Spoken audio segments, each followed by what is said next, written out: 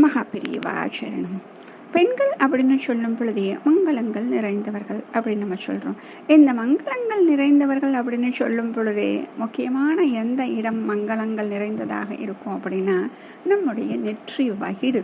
இந்த நெற்றி வகிடு என்ன சொல்லுவாங்க அப்படின்னா மகாலட்சுமி வாசம் செய்யக்கூடிய இடம்.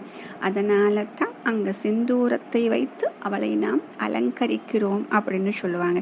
ஏனென்றால் மகாலட்சுமி வாசம் செய்யக்கூடிய இடங்கள் 5: தாமரை, அடுத்தது யானையின் மத்தகம், பசுவின் பின்புறம், வில்வ பத்திரம் சொல்லக்கூடிய அந்த வில்வ இலையின் பின்பகுதி, அடுத்தது நம்முடைய நெற்றி வகிடு. இந்த நெற்றி வகிடு வைத்தே ஒரு அற்புதமான ஒரு கிரந்தத்திற்கே இந்த பெயரை வைத்திருக்கிறார்கள்னு பார்த்துக்கோங்களேன். எதை வச்சு அப்படின்னு சொல்கிறீங்க அப்படின்னா இந்த நெற்றி வகிடு தான் சௌந்தர்ய லகரி அப்படிங்கிற அற்புதமான ஒரு கிரந்தத்தை நமக்கு கொடுத்திருக்கிறது.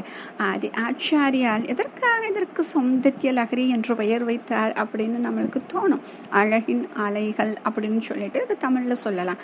எப்படி இதற்கு பெயர் வைத்தார் என்றால் இந்த நெற்றி வகிட்டை அவர் சொல்லுவாரா, தேவியினுடைய வகிட்டின் வர்ணனை சொல்லும் பொழுது வதன சௌந்தர்ய லகரி அப்படின்னு சொல்லுவார். அந்த திருமுகம், அந்த திருமுகத்தில் இருக்கக்கூடிய அந்த அழகின் அலை அப்படின்னு சொல்லிட்டு சொல்லுவார்.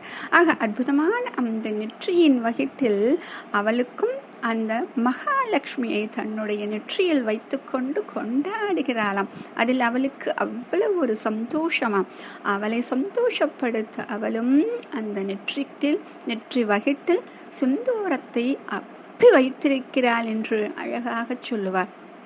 அதனால தான் பெரியவா சொல்லும் பொழுது பெண்கள் என்ன முக்கியமாக பண்ணணும் அப்படின்னா நேர் வகிடு எடுக்க வேண்டும். இப்போல்லாம் நம்ம என்ன பண்ணுறோம், கோணலெல்லாம் வகிடு எடுக்கிறோம் இல்லையா, அதுபோல் செய்யக்கூடாது. அது எதிர் விளைவுகளை கொடுக்கும் அப்படின்னு சொல்லுவார்.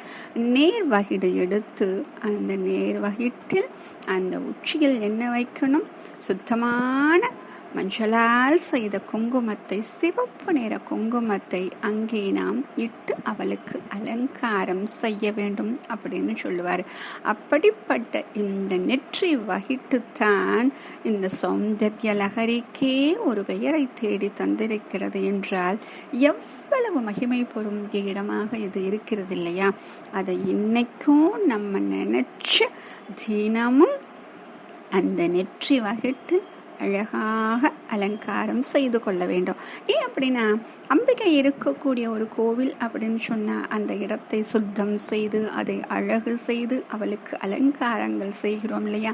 அப்படித்தான் இந்த நெற்றி வகிடு அப்படிங்கிறது எங்கே இருக்கிறது, நம்முடைய திருமுகத்தில். இந்த முகத்தில் இருக்கக்கூடிய அந்த நெற்றி வகிட்டுக்கு அலங்காரம் செய்ய வேண்டும் என்றால் முதலில் நம்முடைய முகத்திற்கு மஞ்சள் பூசி குங்குமம் வைத்து பிறகு அங்கே அந்த குங்குமத்தால் அலங்காரம் செய்யும் பொழுது மகாலட்சுமி அவ்வளவு சந்தோஷம் அடைவாள் என்று மகா பெரியவா சொல்லுவார். ஆக இந்த நெற்றி வகிட்டில் நாமும் குங்குமம் அணியலாம், அவளுக்கு அலங்காரம் செய்து அவளுக்கு சந்தோஷத்தை உண்டு பண்ணலாம். மகா பெரியவா சரணம்.